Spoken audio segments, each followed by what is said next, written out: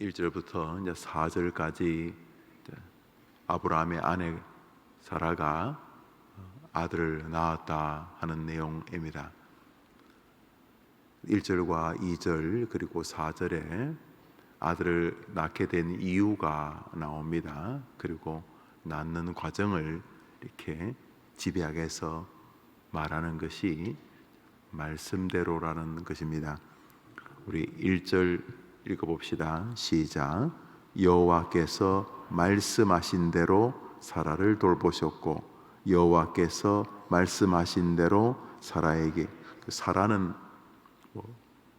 웃고 또 의심하고 그랬지만 그거는 사라가 하는 거고, 하나님 입장에서는 당신의 계획을 이렇게 계속해서 진행하셨는데 그것은 100살과 90살 된 아브라함 가정에 자녀를 주시는 것이었다는 것이죠. 근데 자녀를 주신 이유가 말씀하셨기 때문이라는 것이죠. 여호와께서 말씀하신 대로 사라를 돌보셨고, 돌보았다는 말은 그녀의 몸과 혹은 아기를 낳는 기관들이겠죠. 자궁을 비롯해서 하나님께서 개입하셨는데, 이유가 내년 이맘때에 사라가 아들을 낳을 것이다 라고 하신 하나님의 말씀 때문에, 그 말씀의 근거에서 아이를 낳도록 사라를 돌보셨고, 여호와께서 말씀하신 대로 사라에게 행하셨으므로. 2절을 읽습니다. 시작. 사라가 임신하고 하나님이 말씀하신 시기가 되어 노년의 아브라함에게 아들을 낳으니, 아들을 낳았는데 아들을 낳은 이유도 하나님이 말씀하신 대로 돌보고 말씀하신 대로 행하셔서 이제 아이가 임신이 되었는데, 하나님께서 그 적당한 시기에 아이를 낳게 하셨는데, 아이를 낳는 것도 하나님이 내년 이맘때에 아이를 낳을 것이라고 말씀하신 대로 이렇게 여러분 지금 이 두 절밖에 안 되는 성경에 같은 말을 이렇게 계속 반복하는 것은 문학적으로 또 언어학적으로 아주 글솜씨가 없는 사람이 쓰는 글입니다. 그래서 논문을 이렇게 써보면은, 특히 이제 영어로 논문을 쓰면은 이렇게 막 강조하고 싶어서 우리 한국 사람들이 잘 쓰는 단어들이 겹치게 됩니다. 그래서 자기 딴에나 이렇게 강조한다고 그러면 지도 교수님이 보고 아이고 이 중요한 걸 참 많이 강조하셨네 그럴 줄 알았는데, 그게 아니고 이제 알겠는데, 무슨 말인지 알겠는데, 같은 단어를 이렇게 한 문장 안이나 한 패러그래프 안에 거듭해서 쓰는 것은 이렇게 글솜씨가 나 진짜 없습니다. 야, 나는 이 글을 정말 못 쓰는 사람입니다 라는 것을 대내외에 공포하는 것이다.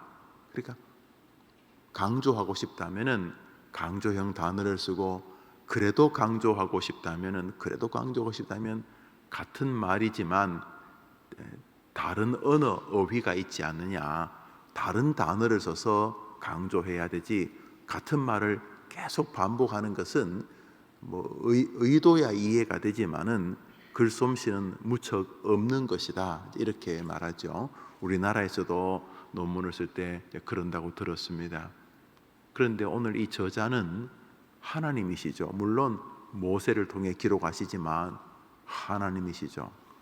우리 가운데 어떤 사람이 하나님에게 글솜씨 참 없다, 이렇게 하나님에게 뭐가 없다, 불가능하죠. 없다는 것이 있음의 부족한 말이죠. 야, 이게 밥 공기에 밥이 절반밖에 없네, 그 말은 절반이 부족하다는 것 아닙니까? 우리 하나님에게 부족이란 단어가 어떤 것도 어울리지 않죠. 지혜가 없다, 글솜씨가 없다, 말이 안 되는 거죠. 그렇다면 하나님께서 한 문장에 하나님께서 말씀하신 대로, 말씀대로, 말씀하신 시기대로 이렇게 같은 단어를 거듭해서 강조한다면은 거기에는 우리를 향한 분명한 신호가 있는 거죠. 그러니까 하나님은 말씀을 통해서 당신의 뜻을 우리에게 예고하시거나 선제하시거나 진행하신다. 그러니까 너희들이 찬바람이 불면은 아이고야 이러다가 아침에 설이 오면은 설이 맞아야 맛이 있는 음식이 있지만은 곡식이 있지만은 설이 맞는 순간 아주 절단이 나는 그런 채소가 있다면은 이거 공기가 잘못하면 이렇게 하다 보면 설이 내리는데 그러면서 추수를 한 일주일 이렇게 앞당기기도 하고 하는 것은 우리가 어떤 신호를 알게 돼. 신호를 지진이 나려고 그러면은 이 짐승들 특히 설치류들이 자란다 그래가지고 과거에는 요즘도 그러는지 모르겠습니다만 뭐 잠수함 같은 거를 탈 때는 꼭 쥐를 이렇게 넣어 갖다 뭐 초기 잠수함 2차 세계대전 독일의 뭐 유보트를 만들 때는 갑자기 뭐 열심히 하다가 갑자기 공기압이 떨어지면 사람이 이렇게 산소가 갑자기 확 없으면 몰라도 서서히 산소가 없어지면 이거 약간 이렇게 그 몸이 약간 둔해지고 마비가 오는데 갑자기 마비가 오는 게 아니라 좀 졸리는 거, 야 졸리는 것 같지 않아? 졸리는데 그냥 확 졸면은 뭐 잠수함이 그냥 바다에 깔아앉으면 뭐 다 죽는 거죠. 뭐 다 떠나서 숨을 못 쉬고 압력에 의해서 바다 깊은데 뭐 잘못 들어가면 잠수함이 찌그러질 만큼 압력이 있을 텐데 그러니까 그 이상한 신호가 있으면 짐승들을 먼저 이렇게 보고 또 뭐 새들을 보고 우리가 신호를 본단 말이죠. 집값이 오른다고 한동안 난리가 났는데 요즘은 또 집값이 내린다고 막 난리가 난다는데 어떻게 내리느냐? 과거에 그 미국의 금리가 어떻게 됐을 때 어떻게 되느냐? 우리가 신호를 축적하다 보면 경제학이 되고 또 경영학이 되겠지만 신호가 사람들이 신호가 몸에 뭐 이상이 뭐 이상할 수 있지만 특별한 뭐 출혈이 있다, 특별한 흔적이 있으면 이거 신호가 이게 무슨 병하고 좀 흡사한가 이게 신호가 있는 것처럼 우리는 오늘 우리 인생에 하나님의 개입에는 특별한 신호보다 가장 특이하고도 강력한 신호 말씀이라고 하는 부분을 이제 보게 됩니다. 그냥 하나님이 사라를 통해 아기를 주셨다. 뭐 이러면은 될 것 같지 않습니까? 한 문장이 저는 4절까지를 한 줄에 쓸 수 있을 것 같아요. 4절까지 하나님께서 사례를 통해 아브라함에게 아이를 낳아 주셨는데 그 아이를 할례를 행하였다. 1절부터 4절까지는 그 말이거든요. 이거 뭐 넉 절까지 될 필요가 없는데 넉 절로 늘여놓으면서 4절에 다시 여호와가 명령하신 대로 아브라함도 그렇게 행했다. 할례를 이렇게 끝이 납니다. 그것도 명령도 하나님의 말씀이죠. 그러니까 하나님의 말씀을 가지고 굳이 문장을 애써 만든 흔적을 보게 됩니다. 하나님의 이 분명한 시그널을 놓치게 되면 왜 오직 말씀이 종교개혁이었는지, 왜 오늘 우리가 말씀으로 힘을 얻는지, 지치고 넘어졌을 때 뭐 옆 사람이 와서 이렇게 뭐 좀 격려해주고 이것도 위로가 되고 또 뭐 여러 말하기보다 가만히 웃어서 옆에 와서 손잡아주고 또 같이 울어주는 것도 뭐 위로가 될 수가 있지요. 그렇지만 그 어떤 위로와 비교할 수 없는 것이 교회에 왔는데 너무 지쳐가지고 이렇게 왔는데 어떤 전도사님이 설교를 하시는데 설교 도중에 하나님의 말씀이 들려요. 말씀을 풀어주시는 게 이렇게 말씀을 이렇게 풀어주시는 걸 참 좋아하는데 어느 말씀이 내게 탁 와닿는데 심지어 설교하는 전도사님조차 그냥 본인이 설교할 주제가 그 말씀이 아니었어. 그것은 그냥 흘러가는 말씀이었지만 흘러가는 한 말씀이 지쳐있는 나를 이렇게 세우고 그 말씀 때문에 한량없는 위로를 얻는데 심지어는 교회를 나오지도 않았는데 지쳐있을 때 불현듯 그제 날조하면서 읽었던 어떤 성경 구절이 그냥 내 마음에 떠오르는데 내 문제는 여전히 그대로인데 며칠 전에 읽었던 성경 구절, 성경 말씀 혹은 설교 말씀이 이렇게 떠오르는 동안 이거는 뭐 친구 100명이 위로하는 것과도 100명이 아니라 지구상의 모든 인간이 위로해져서 얻을 수 있는 위로의 크기가 있다면 그 위로의 크기와는 뭐 비교도 안 되는 현재 지구에 있는 70억, 80억이 아니라 그동안 지구에 살다가 죽었던 800억, 뭐 8천억이 얼마인지 모르지만 그 모든 사람이 다 달려들어서 위로하는 것과도 비교할 수 없는, 그것도 상대가 안 되는 오직 이 하나님의 말씀만이 주는 설명하기 어려운 이 말씀, 내가 세상 끝날까지 너와 항상 함께 있으리라는 마태복음 28장의 말씀이 그냥 평소에는 그냥 뭐 좋은 말로 이렇게 들었는데 어느 순간 그 말씀이 내 안에서 새록새록 살아나는데 주님이 끝까지 내가 지금 몸이 완전히 망가지고 온몸 안에 뭐 좋지 못한 그런 세포나 병균이 다 퍼졌어도 뭐 분명히 지금쯤이면 낙심해야 되는데 이 설명할 수 없는 내가 세상 끝날까지 너와 항상 함께 있을 것이다. 김 집사 힘내라. 박 권사 힘내라. 설명할 수 없는 하나님의 말씀이, 그것도 최근에 뭐 온 편지도 아니고 최소한 1000년, 2000년 전의 편지가 내 안에 살아 움직이는 동안 내 영혼을 소생시키고 나를 의의 길로 인도한다는 것이죠. 그것이 뭐라고요? 하나님의 말씀인 거죠. Back to the Bible. 성경으로 돌아가면서 종교개혁이 일어나게 됩니다. 솔라는 오직이라, 솔라 스크립투라, 오직 말씀으로. 그것이 종교개혁의 첫 번째, 아니 전 구호였던 것입니다. 왜요?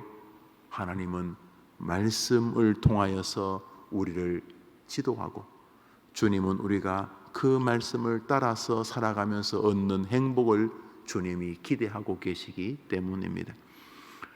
여호와께서 말씀하신 대로 사라를 돌보셨고 여호와께서 말씀하신 대로 사라에게 행하셨으므로 오늘자 날주 사도행전 20장입니다.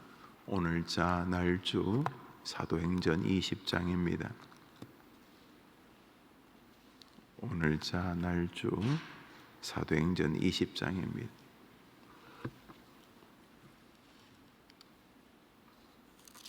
32절입니다. 우리 한 절 읽읍시다. 시작. 지금 내가 여러분을 주와 및 그 은혜의 말씀에 부탁하노니 그 말씀이 여러분을 능히 든든히 세우사 거룩하게 하심을 입은 모든 자 가운데 기업이 있게 하시리라. 사도 바울의 생애가 한 60쯤 된 것 같아요.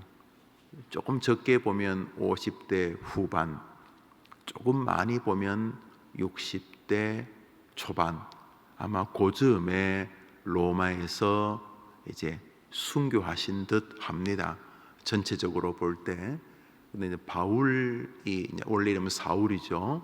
아마 부모님이 너가 우리나라 초대 임금 사울처럼 되라. 나쁜 거 말고 좋은 거를 따라서 되라. 뭐 그런 것이었거든요. 그렇죠. 그러니까 사울이라는 이름이 예수님 만나고 이제 바울, 사울은 이제 큰 자라는 뜻이 크다, 번성하는 자 이런 것이고, 바울은 같은 말 같은데 작은 이런 약한 이런 뜻인데, 여튼 예수를 만나고 나의 교만은 작아졌다 뭐 이런 뜻이 되겠죠.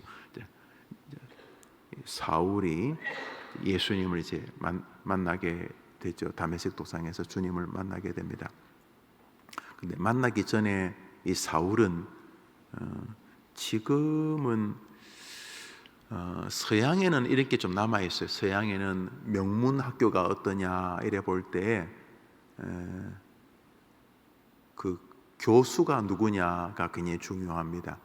그 학과의 세계적인 노벨상을 받았다고 뭐 세계적이라는 뜻이 아니라 또 유명한 교수님이 그 학과의 책임자다. 그러면 학교의 이름은 전체적인 어떤 그런 것은 기부금이나 요즘 이런 것들이 학교의 경쟁력인데, 하버드는 1년에 수천억을 누가 기부한다 이런 것들 다 이제 학교 등수를 매기는데, 그래서 학교의 레벨은 이렇게 좀 있습니다만 어떤 거는 그 학교에 누구가 있느냐에 따라서 그 학교에 아주 중요한 어떤 가치, 그러니까 누구 밑에서 글을 썼느냐, 논문을 마쳤느냐, 이거 굉장히 중요한데, 그러니까 아무래도 정서적, 정신적 도제 교육 같은 거죠. 지금은 이제 거의 우리나라는 학교의 이렇게 네임 밸류에 따라 좀 달라지는 면이 있는데 크죠. 그런데 그 악기를 하시는 분들을 보니까 이제 또 미술을 하시는 분들을 봐도 특정 분야, 우리나라 판소리 같은 거, 누구에게 사사를 받았느냐, 너의 스승이 누구냐에 따라서 이제 하나의 계보가 이어지는 거죠. 그러니까 도제교육 이제 도제. 이 바울이 살 때에 있을 때의 그 교육 방식이 큰 도제 교육이었습니다. 그 학파, 우리나라의 그 경제 학파에 아무래도 서울대 라인이 있고, 한때는 서강 학파라 해서 그 조순을 비롯한 이렇게 그러니까 그 서강대 교수 라인들이 나라의 전체 경제를 막 좌우지해서 무슨 학파 이렇게 불렀던 것처럼, 지금은 좀 많이 약해졌습니다만, 바울 시대에는 그 도제 교육적 사고가 컸습니다. 그래서 그 학파의 최고 거두가 누구냐에 따라서 여러 가지, 그래서 그 바울 시대에 몇 개의 그런 큰 이렇게 섹터가 있었는데, 그 중에 최고 학파가 가말리엘이라는 학파였습니다. 이 학파 밑에 국물이 튀기만 해도 교수 한 자리는 충분히 할 수 있는 그런 이 학파의 수제자 중에 한 명이 이 사울이었던 것이죠.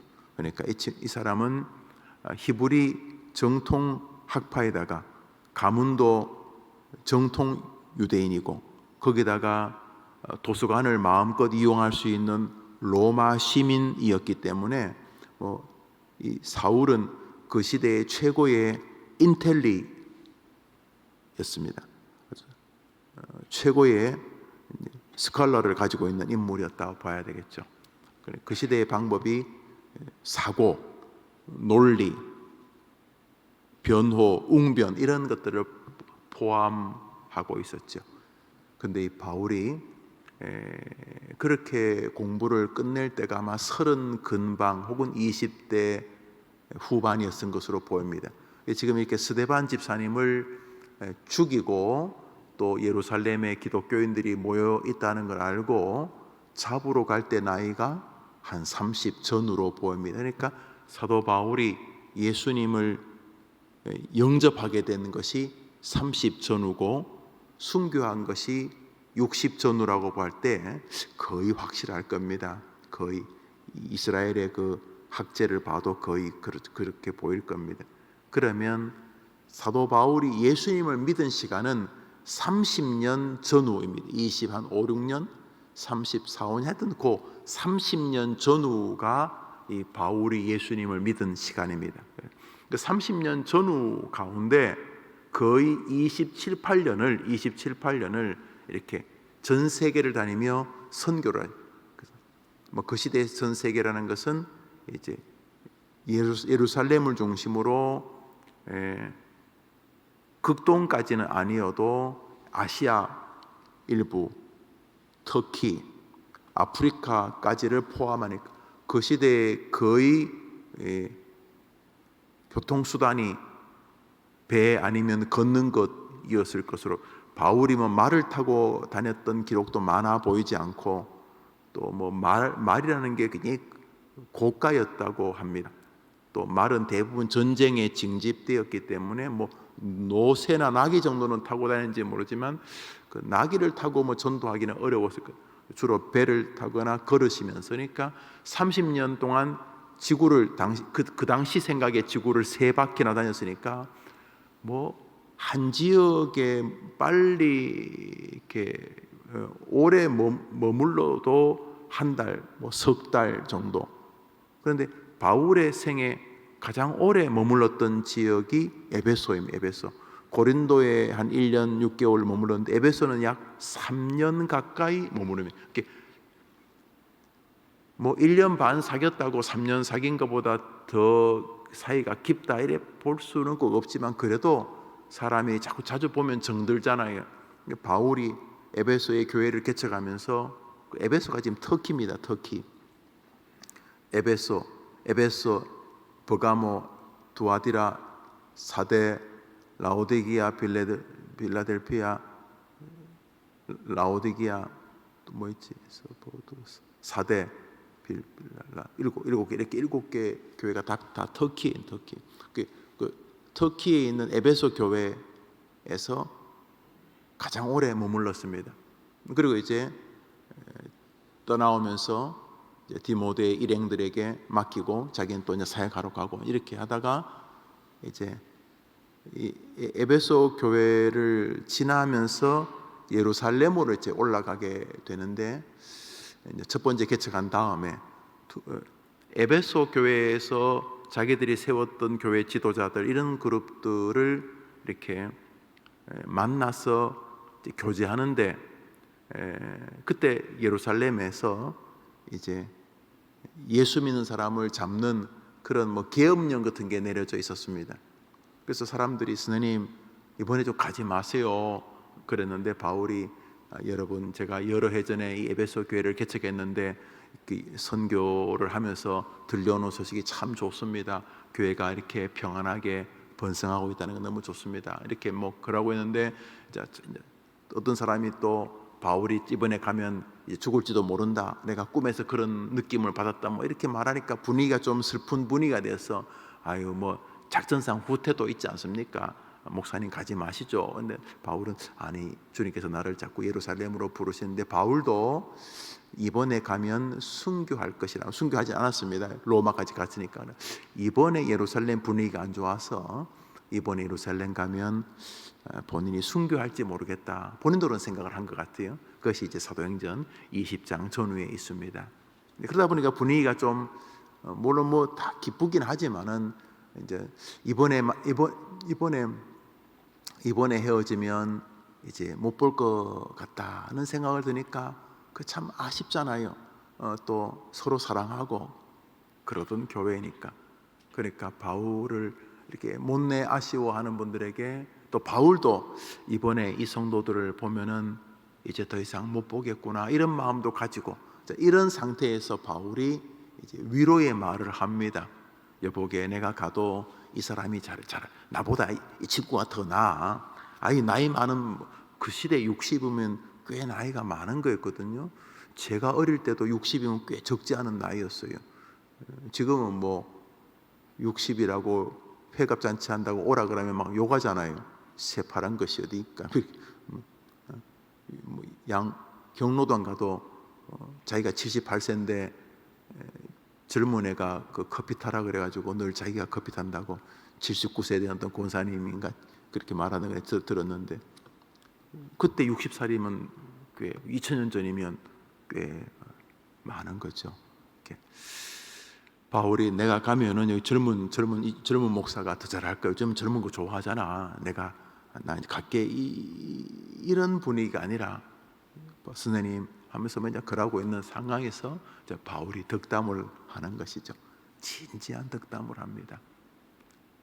그 덕담은 바울이 우리가 읽었던 창세기 21장을 기억하고 바울이 말하는 것 같습니다. 우리 32절을 한번 읽어봅시다. 시작.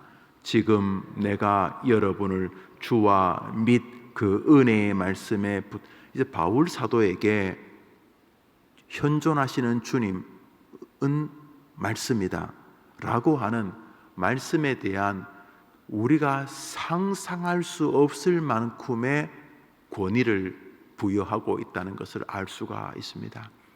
주님 곧 은혜의 말씀 곧 주님.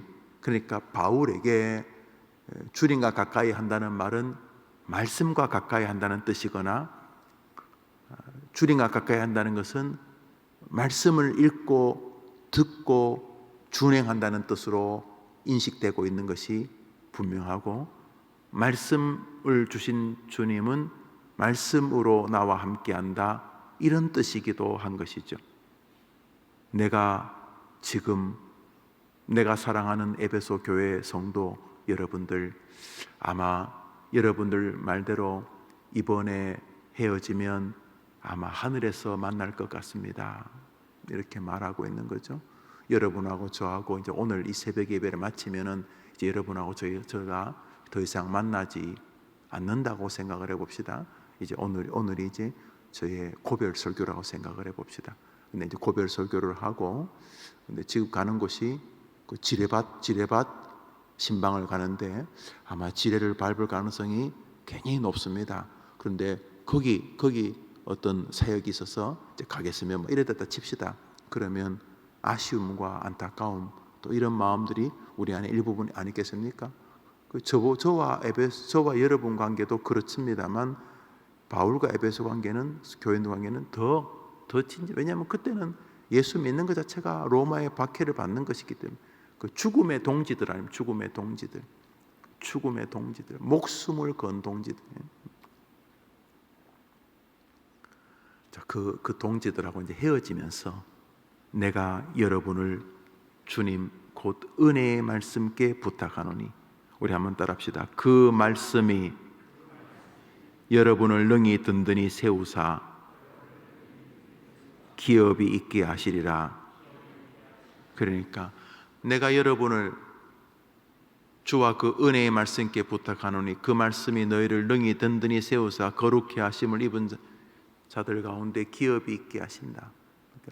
내가 여러분을 주님 곧 은혜의 말씀께 부탁하노니 그 말씀이 여러분을 능히 든든히 세울 것이고, 그 말씀을 여러분이 붙잡으면 여러분은 능히 기업이 있는 인생을 이 땅과 저 너머의 세계에서 누리게 될 것입니다. 김용우 목사, 딴짓하지 말고 말씀 전하는 일에 온 힘을 다하라. 지금 저에게 하나님이 바울의 입을 통해 말씀하고 계시는 것이죠. 위로와 용기가 필요한 성도들이 있다면은 다른 데서 위로와 용기를 받으려고 하고 막 사람들이 일어나서 기립박수 쳐주는 칭찬으로 내 힘의 에너지원을 삼으려고 하지 말고, 비아냥거리는 것보다 칭찬이 좋기는 합니다만, 그거 말고 오늘 말씀을 작년에 혹은 1년 전에 10년 전에 너의 담임 목사를 통해 내가 너에게 했던 말씀을 다시 떠올리는 방식이 되었다. 아니면 너가 어린 시절에 들었던 말씀이고 외웠던 말씀을 다시 리마인드하는 방식이든, 아니면 너가 그 말씀을 듣고 감격과 위로를 받았던 과거의 어느 시점의 경험을 떠올리든, 어떻게 되었든 너는 주의 말씀을 통해 은혜와 기업과 은총을 받되 능히 받을 수 있다는 사실을 기억하며 살아라 라고 지금 말하고 있는 것이죠. 그러니까 창세기와 사도행전은 그 거리가 엄청나지요. 뭐 그냥 사도행전과 그 뒤에 갈라디아서, 로마서 정도에서 이 말을 주고받았다면 뭐 말씀 중요하지 뭐 이렇게 할 수 있지만, 창세기와 사도행전, 아브라함과 모세는 이게 뭐 수십 년, 수백 년의 간격이 아닙니다. 그러나 같은 게 하나 있어요. 뭐가 같습니까? 하나님이 같은 분입니다. 아브라함의 하나님이 바울의 하나님이고, 창세기 하나님이 사도행전의 하나님이고, 2023년도 해림교회의 하나님이고, 아브라함의 하나님이 김영우의 하나님이고, 바울의 하나님이 김영우의 하나님이고, 여러분의 하나님과 같은 분이죠. 그러니까 하나님 안 변하시죠. 그러니까 내용도 안 변할 리가 없죠. 그러니까 창세기에서도 말씀대로 사라에게, 하나님이 말씀하신 대로 사라에게, 하나님이 말씀하신 대로 사라에게 말하고, 사도 바울도 우리와 수준이 다른 삼층천을 본 이 목사가 뭐라고 하냐 하면, 주의 말씀이 너희를 능히 든든히 세우. 이 능이란 말이 얼마나 아름다운 말입니까? 그 말씀이 여러분을 능히 다른 거 크게 다른 거로 뭐 그렇게 위로받으려 교회 와가지고 뭐 다른 것으로 이렇게 뭐 위로받으려고 굳이 안 그래도 된다. 막 교회에서 뭐 아이고 집사님, 아이고 장로님, 아이고 잘하십니다. 뭐 이런 것도 좋지만 그거 다 뭐 일장춘몽 같은 것이고, 제가 목회해 보니까 다 출장. 저도 마찬가지고. 그 다른 것으로 그렇게 뭘 해보려고 그 뭐 없는 것보다야 뭐 낫겠지만 그 별로 뭐 중요한 게 아니고, 아니 진짜는 주의 말씀에 은혜가 우리를 장악하는 것이 최고의 능력인 줄 믿습니다. 성님, 그 말씀이 너희를 능히 다른 거 굳이 목회를 제가 31년째 하고, 뭐 저보다 더 오래 자기의 직업을 가져온 분도 계시겠지만 말이 31년이지 31년 동안 뭐 다 떠나서 설교를 도대체 얼마나 했을까요? 31년 동안 만난 사람도 많을 거고 뭐 한 일도 많겠죠.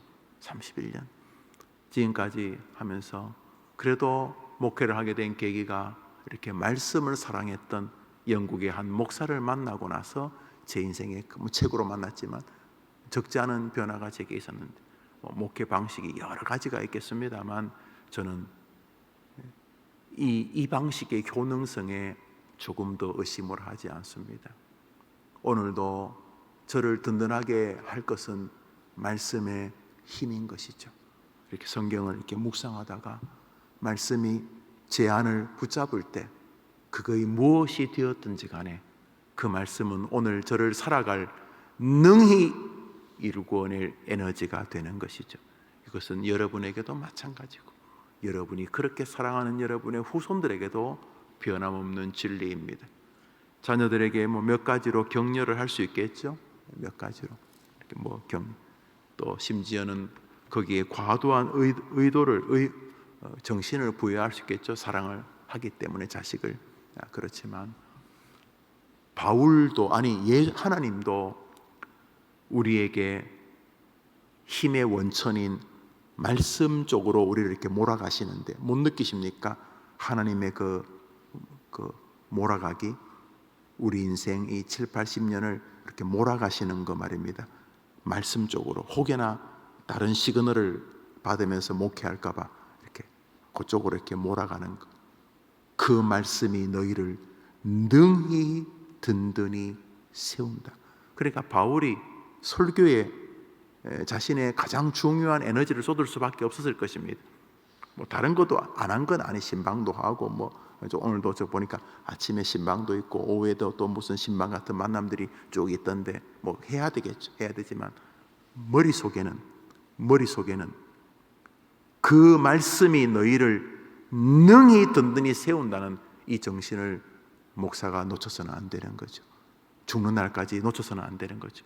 그리고 부모가 자식을 사랑하지만 목사를 교회의 영적 아비라 이렇게 부르기도 하지 않습니까? 예. 그렇다면 여러분들이 저의 영적인 자녀들인데 아버지가 괜히 딴 거를 퍼먹일 다른 것도 사람이 먹어야 되겠지만 기본적인 정신은 저분이 돌아가시기 전에 말씀의 맛을 보시고 가셔야 되는데 그래야 된다는 거죠. 여러분이 여러분 자녀를 볼 때도 마찬가지입니다. 자녀가 뭐 총 나간다, 칼 나간다, 세상에서 뭘 하고 계셔도 그 외로운 건 인생 외로움. 그래 봐요. 대통령 보시 얼마나 외로워 보입니까? 또 대통령 하겠다고 또 대통령 흠집 내면 야당도 가만히 보십시오. 나름대로 얼마나 외로워 보입니까? 참 피차 그렇게 외롭게 사는데 뭐 대단해 보이지만 인생이 뭐 다 그런 거 아닙니까? 말씀이 저 아이에게 기업이 있게, 유산, 재산, 말씀이 저 아이를 진짜 인간답게 만드는데 바울이 내가 너희를 주님 곧 은혜의 말씀께 붙들게, 말씀의 은혜가 너희를 붙잡, 그 말씀이 은혜에 있으면 너희들은 살 수 있다, 이런 말입니다. 그 은혜의 말씀께 붙어 그 말씀이 너희를 능히 든든히 세우사 너희들의 인생에 모든 영광과 기업을 주실 수 있게 하실 것이다. 그러므로 말씀에 창념하라, 이렇게 바울이 디모데에게 유언하는 것은 너무나 당연한 결론이 되는 것입니다. 오늘 다른 일 많이 하시면 이제 설 연휴가 시작되는데 뭘 하더라도 말씀을 생각하고 말씀을 붙잡고 말씀을 떠올리고 말씀을 씹고 먹고 말씀을 생각하고 하다가 말씀이 주는 은혜, 예수 안에 있는 자의 평강, 기도 응답에 대한 확신, 예수님이 지금도 나와 함께 하시다는 분명한 말씀에 대한 믿음, 그리고 내게 준비하신 천국이 하루하루 내 앞으로 나아가고 있다는 천국에 대한 기대, 주님이 내게 영혼 구원 전도의 사명을 기대하고 계신다는 말씀에 근거한 사명, 이런 모든 일들이 여러분 삶의 축복의 하루가 되기를 주님의 이름으로 축복합니다. 내가 여러분을 그 은혜의 말씀께 부탁하노니 그 말씀이 여러분을 능히 든든히 세우사 거룩해 하심 입은 자들 가운데 기업이 있게 하시리라. 여러분의 삶을 동일하게 축복합니다. 주님 가르친 기도로 예배를 마치고 우리 자유롭게 기도하며 하루를 출발합니다. 하늘에 계신 우리 아버지여, 이름이 거룩히 여김을 받으시오. 나라의 임하옵시며 뜻이 하늘에서 이룬 것 같이 땅에서도 이루어지이다. 오늘 우리에게 일용할 양식을 주옵시고 우리가 우리에게 죄진 자를 사하여 준 것 같이 우리 죄를 사하여 주옵시고 우리를 시험에 들게 하지 마옵시고 다만 악에서 구하옵소서. 대개 나라와 권세와 영광이 아버지께 영원히 있사옵나이다. 아멘.